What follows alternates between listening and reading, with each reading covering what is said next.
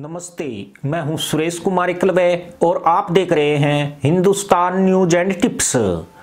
साल 2001 में अर्जेंटीना की जो हालत हुई थी, पड़ोसी पाकिस्तान उसी स्टेज पर पहुंच गया है। उस दौरान सारी कोशिशों के बाद भी उसकी अर्थव्यवस्था संभल नहीं पाई थी।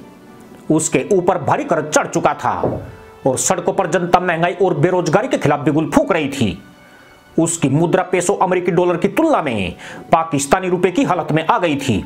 उसने धड़ाधड़ नोट छापे, जिससे निवेशकों में डर बैठ गया और वो देश छोड़कर भाग गए।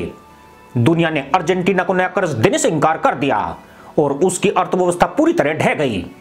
नतीजतन अर्जेंटीना ने 2001 में खुद को दिवालिया घोषित कर दिया।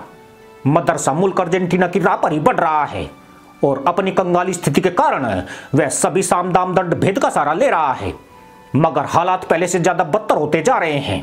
FBR के पूर्व चेयरमैन सैयद सब्बर जैदी के एक बयान ने इन दिनों पाकिस्तान में कोहराम मचाया हुआ है। उन्होंने पाकिस्तान की अर्थव्यवस्था को दिवालियापन की सूची में ला दिया है। वह राजस्व इकट्ठा करने वाली संस्था के पूर्व चेयरमैन हैं। उन्होंने मई 2019 से अप्रैल 2020 तक इस संस्था की कमान संभाली है, इसलिए उनके बयान को इग्नोर नहीं किया जा सकता है।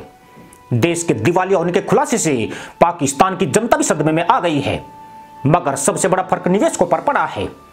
इन निवेशकों में चीन, कतर, जर्मनी, जापान, यूरोप और अन्य पश्चिमी देशों के कारोबारी भी शामिल हैं। इनमें से ज्यादातर पाकिस्तान से भागने की फिराक में हैं। जैदी के बयान के बाद वह ज्यादा घबराए हुए हैं और वह इस आशंका से भयभीत है कि उनका निवेश खतरे में पड़ गया है। पर यह सिर्फ जैदी के बयान का नतीजा ही नहीं है, बल्कि पाकिस्तान की अर्थव्यवस्था के जो आंकड़े सामने आए हैं, वे किसी को भी इस मुल्क से भागने को मजबूर कर सकते हैं। हालांकि इमरान सरकार झूठे प्रोपेगेंडा और दिवालियापन की सच्चाई छुपाकर दुनिया को गुमराह जरूर कर रही है, पर यह अब शायद आगे जारी रहना मुश्किल है। यूं भी निवेशकों का भरोसा ही किसी देश की दिवालियापन की हैसियत बताता है। जब ये निवेशक ही पाकिस्तान से किनारा कर लेंगे, इमरान खान या अन्य किसी को दिवालिया होने का ढिंढोरा पीटने की जरूरत नहीं पड़ेगी। रिपोर्ट के मुताबिक पाकिस्तान के ऊपर इस समय 50 करोड़ पाकिस्तानी रुपए का कर्ज और देनदारियां है, जिसमें से 20,70,000 करोड़ पाकिस्तानी रुपए का कर्ज सिर्फ इमरान सरकार के ऊपर है। इमरान के सत्ता में आने के बाद पाकिस्तान के सार्वजनिक कर्ज में जबरदस्त बढ़ोतरी हुई है। रिपोर्ट के मुताबिक बीते 39 महीनों में यह देश के कुल कर्ज में 70% की वृद्धि है। जहां तक पाकिस्तान की ठीक ठाक होने की बात है, तो वह आंकड़ों से कहीं भी मेल नहीं खाती है। पाकिस्तान का केंद्रीय राजस्व 6,500 अरब रुपए है। फेडरल सरकार अपने प्रांतों को इसमें से 3,500 अरब रुपए देती है। उसके पास सिर्फ 3,000 अरब रुपए बचते हैं, जिसमें से 2,800 अरब केंद्र की ऋण सेवा में चला जाता है। शेष बचकर 200 अरब रुपए रह जाते हैं, पर इन 200 अरब में पाकिस्तान का खर्च नहीं चलता है। इसके बाद भी पहाड़ जैसे खर्चे हैं। वह अपनी रक्षा पर 1,500 अरब, प्रशासन पर 300 अरब, SOI पर 500 अरब रुपए खर्च करता है। इसके अलावा अन्य मदों में भी 200 अरब रुपए का खर्च किया जाता है। यानी पाकिस्तान लगभग 2,300 अरब रुपए घरेलू और विदेशी कर्जों से जुटाता है, जिससे उस पर देनदारियों का पहाड़ खड़ा हो गया है। सीधी सी बात है कि मदरसा मुल्क की हालत आमदनी चवन्नी और खर्चा रुपया वाली हो चुकी है। जबकि नया पाकिस्तान का वादा करके सत्ता में आया इमरान खान कर्ज लो और घी पियो की पॉलिसी पर चल रहा है। उसके सपने बड़े बड़े हैं, मगर सपने सिर्फ सोचने भर से पूरे नहीं होते हैं। बकलोली करने से भी परिस्थितियां नहीं बदलती है। पाकिस्तान खा ज्यादा रहा है, कमाई कम कर रहा है।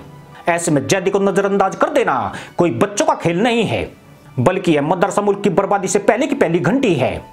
पाकिस्तान की सरकार को आभास हो चुका है कि जैदी ने देश की पोल खोल दी है, जिससे निवेशकों में हड़कंप की स्थिति बन गई है।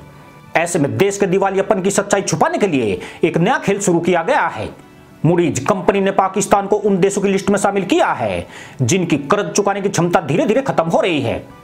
लेकिन इमरान खान इस सत्य को छुपाकर फिच रेटिंग्स के दावे को सामने रखते हैं, जिसने इसी साल कर्ज देने के जोखिम में पाकिस्तान को B रेटिंग दी है।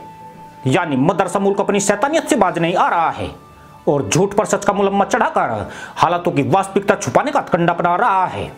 खास बात यह है कि ये रेटिंग्स एजेंसियां किसी देश की वित्तीय जिम्मेदारी का इतिहास, उनकी पिछली देनदारियों में चूक और IMF के वर्तमान कर्जों की अदायगी की योजनाओं को देखकर क्रेडिट देती है। जबकि IMF यानी अंतर्राष्ट्रीय मुद्रा कोष ने हाल फिलहाल में पाकिस्तान के कर्ज लेने के निवेदन को खारिज कर दिया है और पाकिस्तान की अर्थव्यवस्था भी लगभग पूरी तरह ढह चुकी है। ऐसे में निवेशकों में घबराहट और पाकिस्तानी करेंसी में लगातार गिरावट उसके दिवालिया होने का साफ साफ संकेत है। इसी के साथ अनुमति दोस्तों, जय जवान जय किसान जय हिंद, वंदे मातरम।